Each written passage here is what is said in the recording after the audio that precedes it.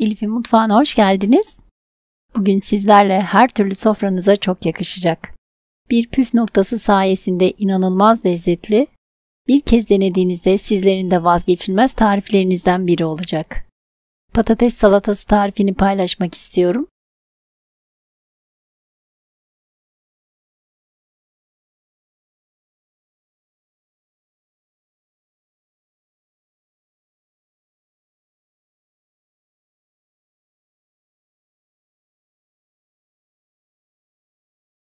...7-8 adet orta boy patatesi yaklaşık 1 kilo kadar iyice yıkayarak tencerenin içerisine aldım. Üzerine geçecek kadar su ve 1,5 tatlı kaşığı kadar tuz ekledim.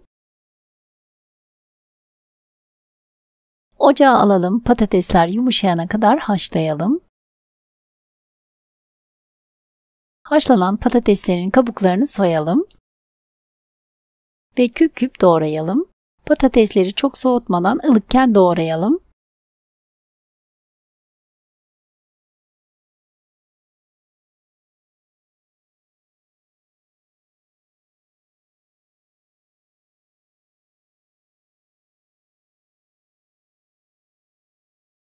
Daha sonra üzerine birer çay kaşığı kadar tuz, karabiber ve pul biber ekleyelim.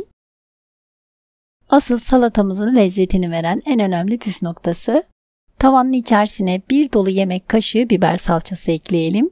Domates salçası olmaz, biber salçası kullanalım.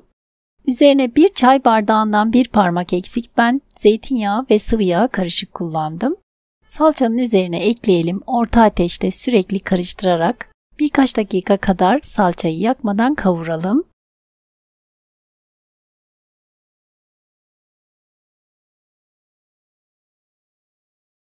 Salçamız hazır, ocaktan alalım. Ve hemen sıcakken sıcak salçayı ılık patateslerin üzerine dökelim.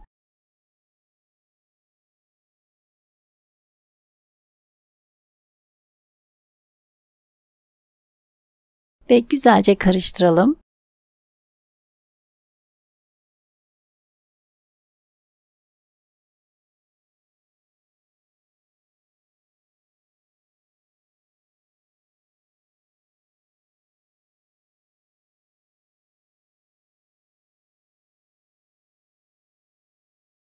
Daha sonra patatesimizi bir kenarda ılınmaya bırakalım.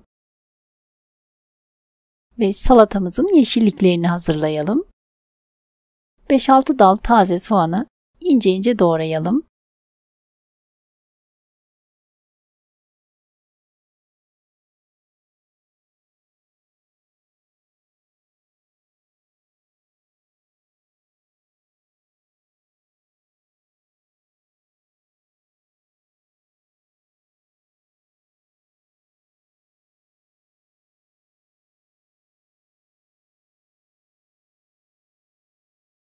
Bir adet küçük boy kuru soğanı da ince ince piyazlık şeklinde doğrayalım. İsterseniz mor soğan da kullanabilirsiniz, daha çok yakışacaktır.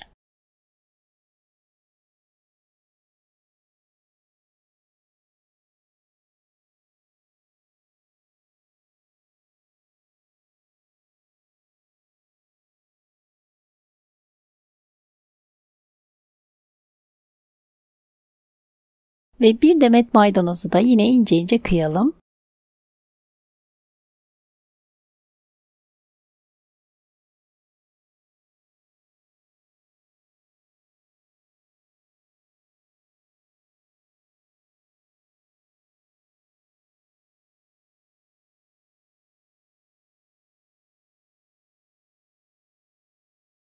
Videoda gördüğünüz gibi bir parça kırmızı veya bir diğer adıyla mor lahanayı da yine incecik olacak şekilde doğrayalım.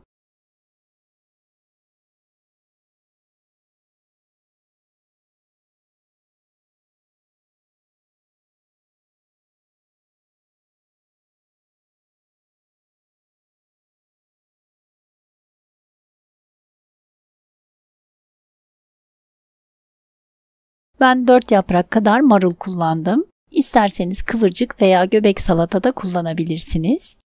Orta incelikte doğrayalım.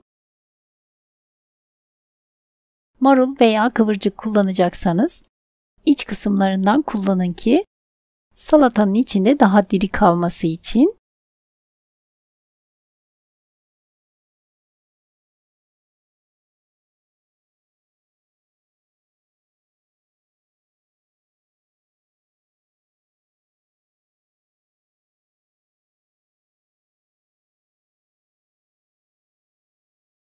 ılınan patatesin üzerine 1 adet büyük boy taze sıkılmış limon suyu ekledim. Daha sonra doğradığımız yeşillikleri üzerine ekleyelim.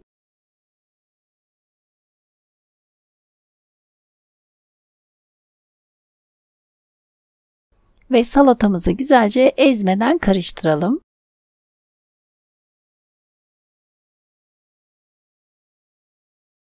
Bu aşamada tadına bakıp tuz ve limon miktarını kendi damak zevkimize göre ayarlayalım.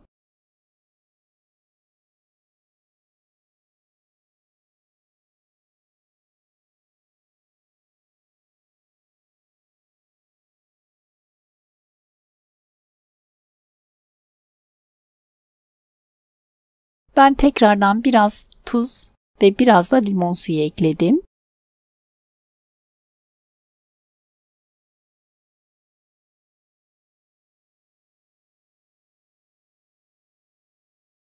Tekrardan karıştıralım. Salatamızı servis tabağına alalım. İnanılmaz lezzetiyle salatamız servis için hazır. Bir kez denediğinizde eminim ki sizler ve sevdikleriniz de çok beğeneceksiniz. Deneyecek olanlara şimdiden afiyet olsun. Videomu buraya kadar izleyip beğendiyseniz beğeni, yorum ve paylaşımlarınızla bana destek olabilirsiniz. İzlediğiniz için ve ilginiz için teşekkürler.